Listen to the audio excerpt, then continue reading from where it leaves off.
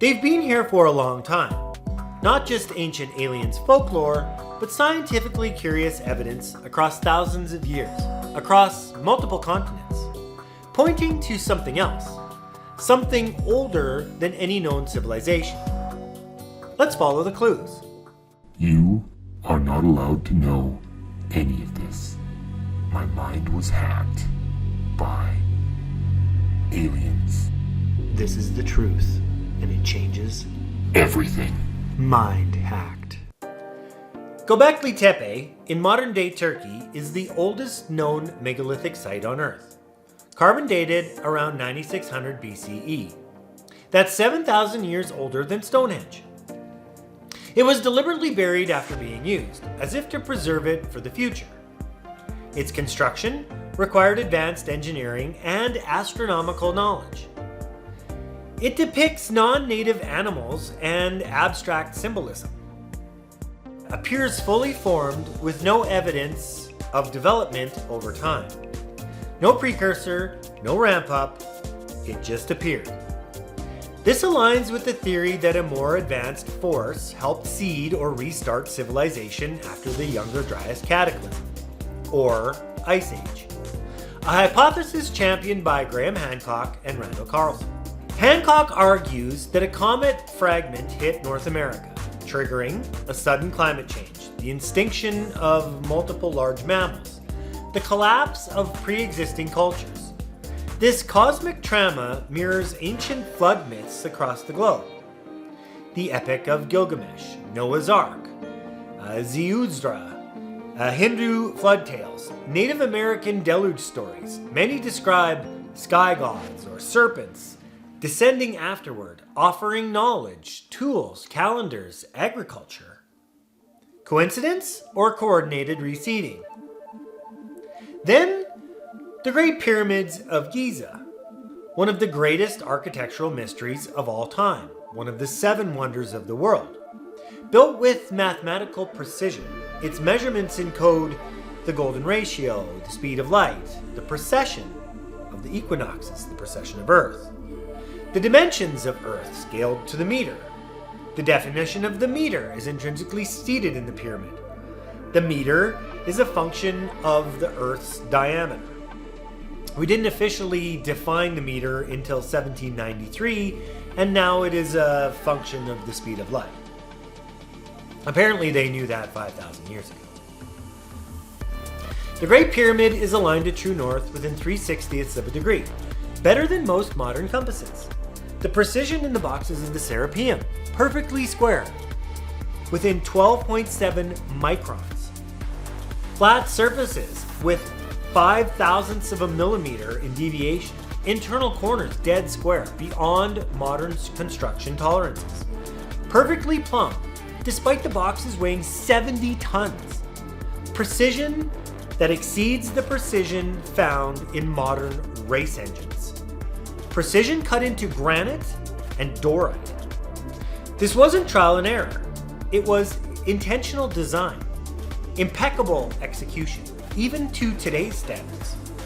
There are no blueprints, no transitional structures, it just poof appears.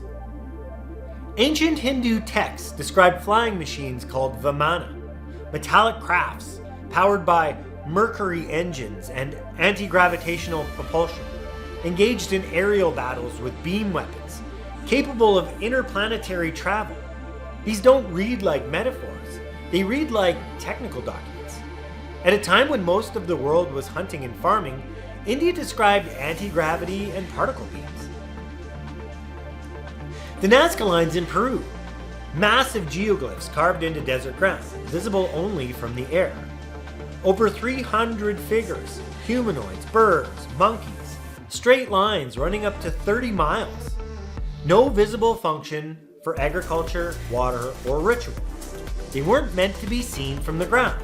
They were messages to the sky. Evidence of boredom? Someone bound here in isolation, keeping themselves entertained. The lines are rough, like a child's drawing, almost like someone was being remotely directed through their thoughts. Hours of work, each a reflection of one EBE's term here, each trying to outdo the last. Easter Island. The Moai statues are famous for their heads, but most have bodies buried beneath the earth. Legends say they walked themselves into place, guided by energy or sound. Sound-assisted stone movement is also found in Egyptian lore. Who helped them move 80-ton statues with no wheels, pulleys, or beasts of burden? Another example of physical proof, manifesting to prove the existence of gods and reinforce the belief. Across the globe, ancient cultures tell the same story. Beings came from the sky. They brought knowledge, power, and structure.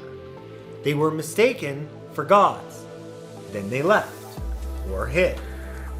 The pyramids, Göbekli Tepe, the Nazca lines, the Vimanas, the myths of every continent all say the same thing, sometimes in metaphor, sometimes directly. We were not alone. And here's the key insight. These weren't just stories, they were records, passed down in the only way they could, myth, legend, and art. Let's look at it scientifically.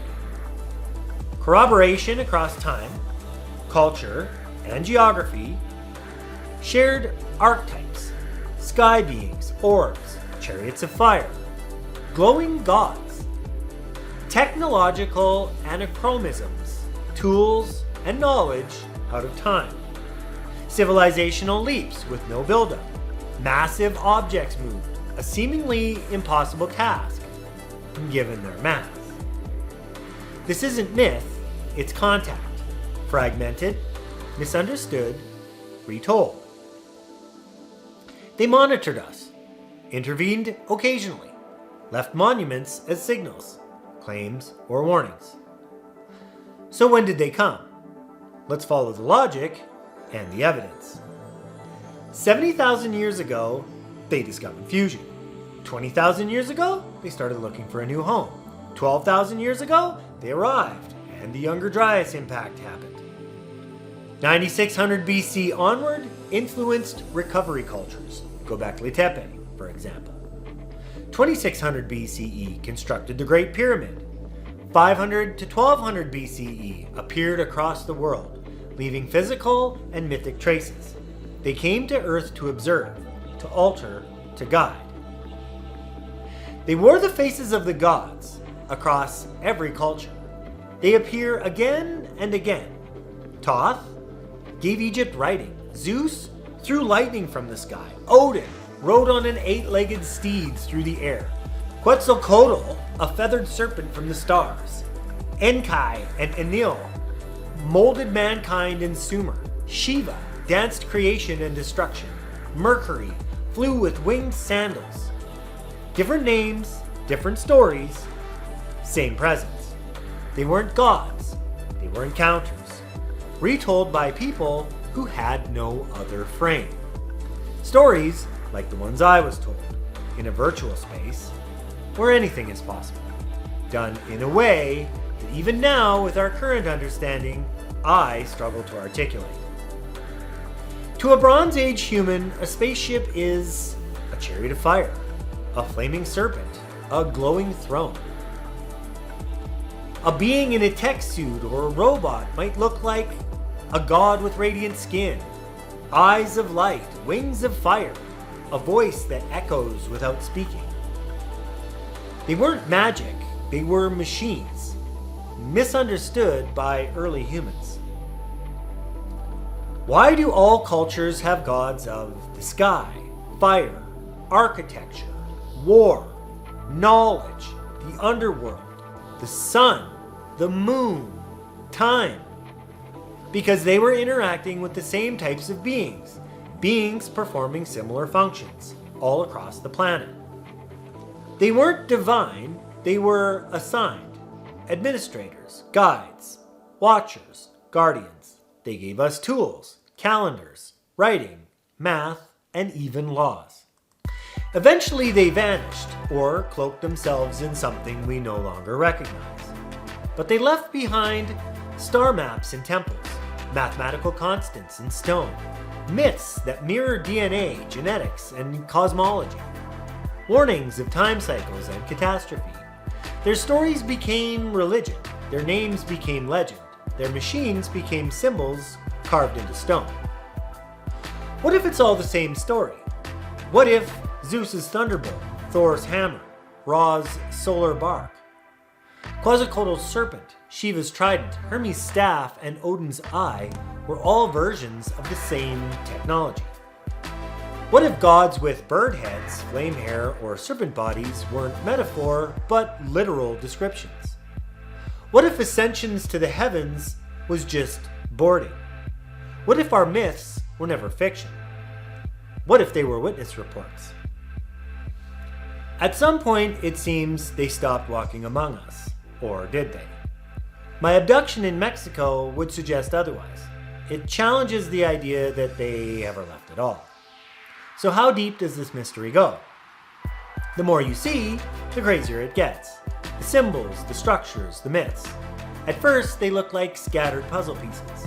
But once you've been there, once you've seen the realm of the gods, you begin to see the possibilities. You see the logic.